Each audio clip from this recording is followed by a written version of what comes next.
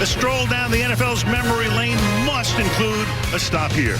Here, Branch Park, Woodlands, Texas. And on this snowy 24-degree night, a terrific matchup for you as Walker St. John and the Grapevine Mustang come to town to take on David Fisher and the Carroll Dragons on Sunday Night Football.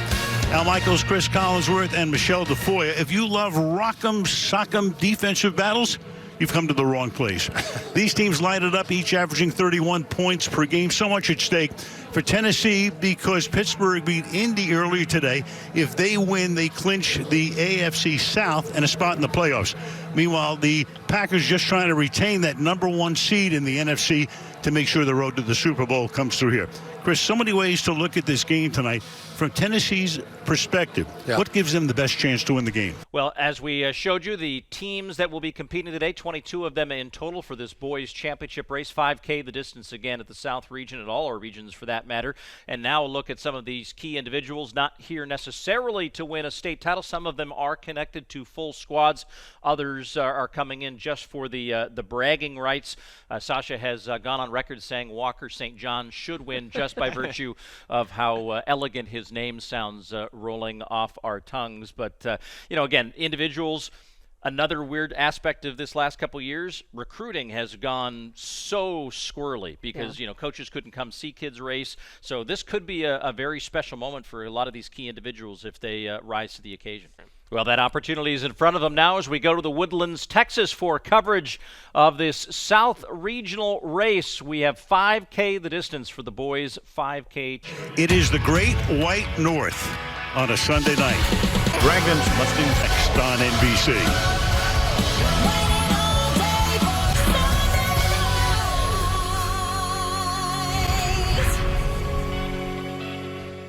Going to that here now momentarily. The sweep across the line here. You see all the singlets of the represented teams. Some even invoking days of Animal House with that college singlet we just saw going by. A lot of interesting ways teams can create some identity here in the final going. A lot of the individual athletes as well. But we're getting set here in the Woodlands, Texas. Look at that sea of racers getting set for the start of this race. You mentioned that it's an opportunity here as the gun goes off. And here they go. And we're underway. The Nike Cross Regionals moves to the south for the boys championship 5K race. And immediately, starting on a turf field with the cross-country race, these guys have to be absolutely sprinting. This definitely makes for a fast start, and you can see it string out relatively quickly with, people are eager to hop in and get great positioning, and that happened immediately. That's one of the things that we've noticed across the races as these different courses present different opportunities there at the start, and they all kind of funnel down. But when you start on such a broad field, man, you better get out if you want to be part of that lead pack. Oh, yeah, and I remember just from back in high school, you kind of know who some of the big-name players are, and a lot of that first 400 meters is you're sprinting, but you're looking to your left, you're looking to your right, you're trying to see where your competition is and, who's making their way to the front. And you're just kind of trying to feel out where you want to be in the race, and then you get to settle in. But I think we can, these turns already are going to probably lead for some physicality that people will want to make sure they're in a good position heading into the turns. Well, you can see the difference already immediately going from those turf fields into what would best describe our expectations for the Woodlands, Texas, is they head into the woods. A little bit of dust being dropped up by the runners here as they work their way through a very, very narrow area. And then, of course, we saw on the course map this S-turn. Just like a track race, there are certain places on a track where you want to make strategic moves, and these S-curves may very well be that for this course today. Oh, absolutely, and that's why I'm sure a lot of these teams did a course run through either this morning or yesterday, and you just want to get your bearings, and it just helps with visualizing how you want to let your race play out. Is there a point where you think it would make sense to make a hard move? Is there a spot where you think others may make a hard move? And it's kind of, as you make that, that course run through, you want to think about what your strengths are. Are you a strong hill runner? Are you comfortable fartlicking in a race? And just really just kind of design, a plan that you think will work best for you in the race. That's one of the things I think is cool about this, that all these athletes have had a high school season, and they get the chance to either avenge something that they were unhappy with, or push themselves amongst this new competition. And having a chance to get familiar with the course and to apply your own strategy to it is going to apply and really bear out as this race continues. Yeah, absolutely. I think we had a button down as the uniform for the lead runner right now, and I think he dropped a few buttons before the gun went off. Well, before the gun went off, he already had taken on this as his race uniform. I'm sure there's a story behind it, and part of me hopes that he crosses the line first so we could ask him about it. I would love to hear the inspiration, because this is a first for me. That's what happens, I think, when you have, you come to the race as an individual runner, you have the chance to put your own spin on it, and this is how he wanted to show up today. And I've got to think that this is how he feels most confident, most prepared to race well. Oh, absolutely. Good look at the rest of the racers here behind the leader. Again, it's not necessarily being across the line first, as you see a couple of similar-looking singlets across those stripes, all within a few strides of each other, and that's kind of an advantage sometimes for the teams to have them be able to work with each other. But, the racing up here now, Kevin Sanchez, bib 887, from the Venom Cross Country Group, 6A Texas State champ. He's undefeated since September, and going up against Hudson Heikkinen of the Running Wolves, who finished 11 seconds back of Sanchez in that 6A runner-up. And we saw that, Sasha, last weekend, where I think it was in the Northwest region, where the second-place finisher from the state championship went up against the guy he lost to and reversed that trend. So that's motivation here for Heikkinen against Sanchez in this boys championship race in the South. Well, that's one of the great things about coming from such strong conferences, is that they know some of these other athletes, and they have an opportunity to think back to how they raced them before. I'm sure that state championship meet is running through their mind. There's one of those guys who's looking for a different outcome today. Oh, absolutely. I think, having some experience racing some of the top guys, or just a little experience with your competition, is always helpful. Just knowing what their strengths are, knowing where maybe, you could put some ground on them, I think is huge. And I'm sure flipping the score the next week for those runners last weekend meant a lot. So it's Kevin Sanchez in the lead here. 777s for Walker St. John. Not only does he have the ultimate name in the race, but he's also come up 777s. Yeah, and the sunglasses. This kid has got it.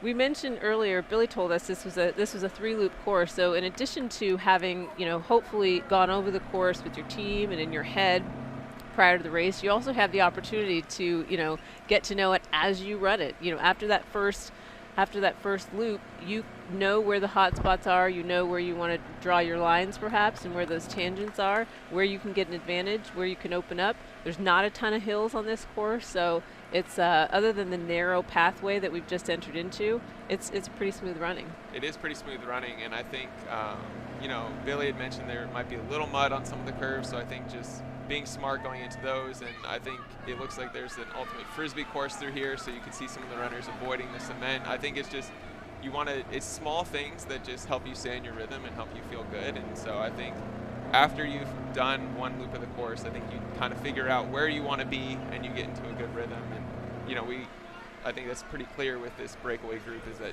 they've definitely found their rhythm, and, now they're going to make the push to make that separation for the individual title.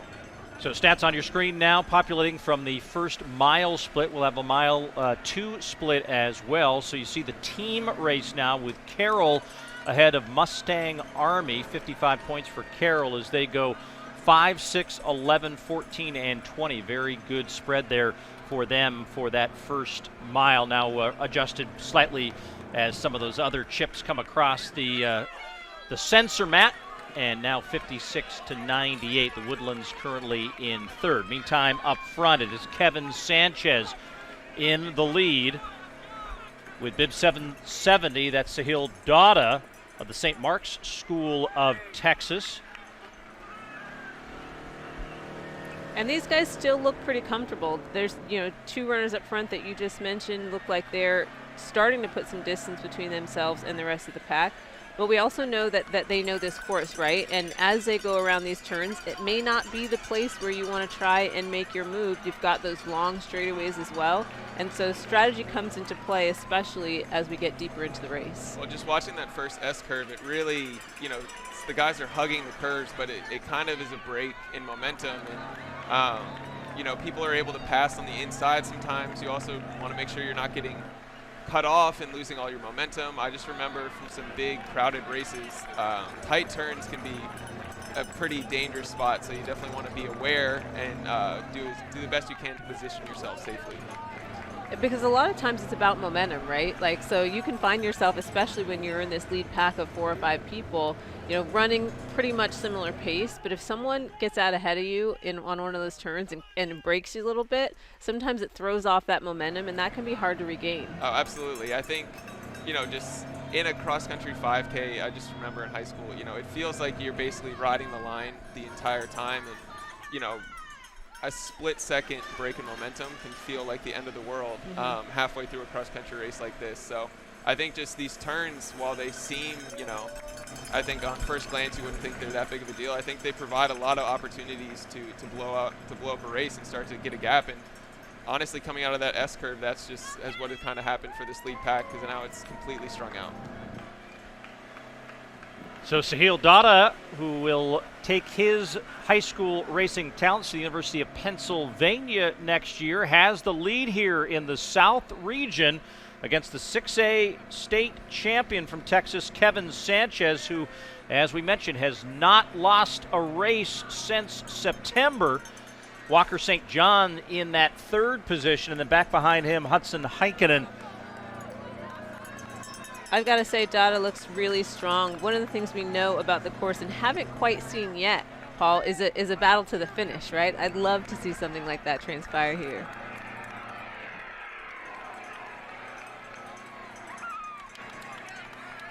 See a great crowd on hand at the Woodlands course as well. That's something that has only just begun to happen again at all of the various cross-country venues across the country as fans go back and forth between the woods and this straightaway section at the fields. But winding up for our 3rd leg, and now a good look at that difference between Dada and Sanchez. As we now come through, it looks like 2.5 seconds is the lead for Dada, and he'll have to try to hold it here in this last mile. Sanchez and then St. John and Heikkinen, and then all the way back to Betanzos of the Orange Crush. He is in 5th. Dada looks good, and he looks strong. I want to see him ride those lines a little bit closer, because when it comes down to the finish of a race like this, you just can't afford to give anything away. I know, and it'll be very interesting to see if he tries to use the curves to his advantage. He'll be able to kind of see and gauge where the other runners are at without necessarily looking back. I think the look over your shoulder is something that some coaches feel very strongly that you should not do. Other coaches don't really mind it as much. I think you can argue both ways of, does it help the runner who's looking to see where his competition is, or is it giving his competition a sense of, maybe he's hurting? But I think, right now he needs to stay on the gas, because, the gap is not big enough that this race is over. And, I mean, he looks great, and I think if he can stay in his rhythm, it looks like the race could be his, but we're definitely, there's still a lot of running left. Yeah, and he did start looking back pretty early. Yeah. So as he races towards the finish, we look up now at the upper left of your screen, the 2-mile split for the team race, and it's getting really close between the Mustang Army and Carroll as they begin to add up those points for the top 5 runners. The Woodlands in 3rd, Eastwood, and then Atascocita is into the top 5 with 159 points, but those changing on the fly as the individual runners are pulled out of the standings, and those placings are adjusted by virtue of where the team runners in. But now, right now, it looks like Dada's got even more of a gap on Sanchez, and Sanchez running out of time here on the backside of the course. And a 1-point spread between 2 teams through the 2-mile mark, I mean, that goes back to what we were talking about. That every single runner on your team, every single point is going to count no matter what position you're in. And it should be very exciting to see how it shakes out the last mile. Yeah, especially with Walker St. John as one of those Mustang Army team members. He can only do what he can do. There's only 2 guys ahead of him, right? So it's going to make the job of those people who are in those 3, 4, 5 positions that much more important. And we've talked about that a lot in high school and in college, just that at some point, you know, a low stick only goes so far, and there is a lot of value in every single guy doing their best, because when you're in a pack, a second can be 3, 4, 5 places, and when it's a one point spread between 2 teams, that's going to go a very long way. And it looks like Dada has taken firm control of this race. I think it's safe to say. We are waiting a couple of seconds to see the second place runner come into view. And you can see how they're navigating. I mean, it looks like there is some mud, and they'll stay wide just to avoid you know, those sections of mud. I just think anything, you know, that kind of just makes you feel like you slow down at all, especially when you're trying to pull away and win a race, is something you want to avoid. So I'm sure after a few loops, he's found the tangents in the route that he wants to run. And again, he looks great. I think, you know, you can tell his arm swing's picking up a little bit. I think he's trying to take advantage of what looks to be a downhill, because you don't want to let up the gas at all. You know, because I think Sanchez is undefeated for a reason, and you know, I'm sure he's fighting for every second. A little glance back there, so, you know, we'll see if Sanchez is able to close the gap at all, but Dada looks good. Well, he's just hearing cowbells at this point, not footsteps, as he gets out of the woods and then back onto what will be the finishing stretch of this race on those fields here in the Woodlands, Texas. A look back, and you can just see Sanchez emerge from that section as well, and Dada now around and up, and one more look back, but now he should just focus on what's ahead of him as he is in the final stretch of what will be, it looks like, a very definitive win for him and an upset in terms of the firepower behind him, including Kevin Sanchez, the Texas 6A state champion, who is not able to close here in the final few stretches of the race, and Dada now heading towards the finish.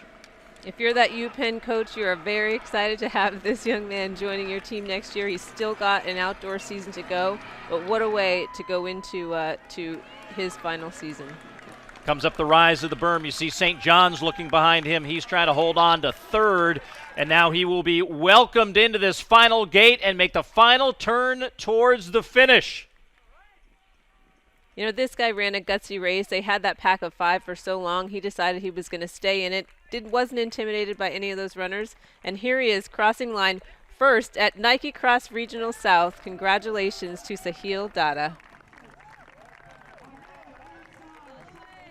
So Sahil Dada is the Nike Cross Regional South champion. And Kevin Sanchez will finish in second, and Walker St. John's will finish in third. And now the racing behind them, Heikkinen coming in fourth. I think the Mustangs just had their second runner as well, so exactly, it's really going to be, we're seeing a lot of red jerseys. I know not everyone will be for the Mustangs, but this is where this final 50 meters really, really matters for the team score. And I think that might be the third Mustangs jersey. I think we're about to see the fourth one right here, so definitely benefited by a bright jersey that stands out, but so far it looks like the team is running well and finishing well, and yeah, there's nothing like a cross-country finish. There's, you know, a lot of pain faces, some collapsing, and just every single person battling. I mean, when it packs up like this, yeah, you see every single person just sprinting to the line. There's a lot of just individual battles you can win with the people that are next to you and just like against yourself, so. And that's running, right? I mean, it really does come down to an individual battle. We race against people, we line up against people, but really we're always out there to beat our best performance and our best time, and each of these athletes has a chance to do that today. Absolutely, and I think that's one of the great things about, you know, competition is I think it helps bring out your personal best, and, you know, I think we saw that not just for the race winner, but just throughout, just looking at this pack, every single person is battling, and that happens because they're out there with other people. So I think it's just fantastic that, you know, Nike Cross Regionals is able to happen again and give all of these kids this opportunity to really push themselves. I'm loving seeing some of these young faces. You know, some of these guys are going to be. All right, here we are with the team champions, Grapevine. South region, guys, incredible. This second time they won states back-to-back. Now they're winning NXR. Talk about it. Were you guys expecting the team win today? Yeah, without a doubt. I mean, we've had some big goals, and I think last year, it kind of got cut short. So we were definitely out with a bit of a chip on our shoulder this year, and I think we executed perfectly. So Carroll, the Woodlands, those are two of the biggest teams in the state. You guys are making your name for yourself now. Talk about what it is to, put your team on the map now in the state of Texas. It's huge. I mean, not to be, full of ourselves, but we're the best that Grapevine's ever had, and that's a huge honor. The seniors that came before us were pretty talented in and of themselves, and they kind of let us down kind of the senior year. And so to rise back up again and to reload with another good team is just huge. All the best teams of the state this year from, pretty local to us, so it's fun to race them every time and see everyone ever meet. So talk about the atmosphere today. This is unlike any other regional. You guys have flags, music, jumbotrons. Talk about the environment today and how that led into your good race. The environment is great here. Because it's 3 loops, you see everyone 3 times as much, and so there's a lot more people cheering for you, and it's a lot easier to stay motivated in the tough sections of the race. So it was just great. Cool. So, talk about now the team. That's awesome to do it as a team. I know you might have won an individual title, but I think you got something better in a team title. Absolutely. So talk about what these guys mean to you and kind of what it brought to today. These guys mean everything to us. We're kind of out here doing it for each other, doing it for Coach Miller, doing it for the guys that came before us. So it's huge. These guys have worked so hard the last couple of years. This year especially, everyone's been laser focused every practice, and it's just been a great time these last couple of years, and I couldn't be more thankful. Awesome. Well, I think that's it. We're going to do a team breakdown. 1, 2, 3, Grapevine, and then we'll send it back to Paul in the studio, all right? Good. You guys ready? Put it in right here. Here we go. 3, 2, 1. Grapevine!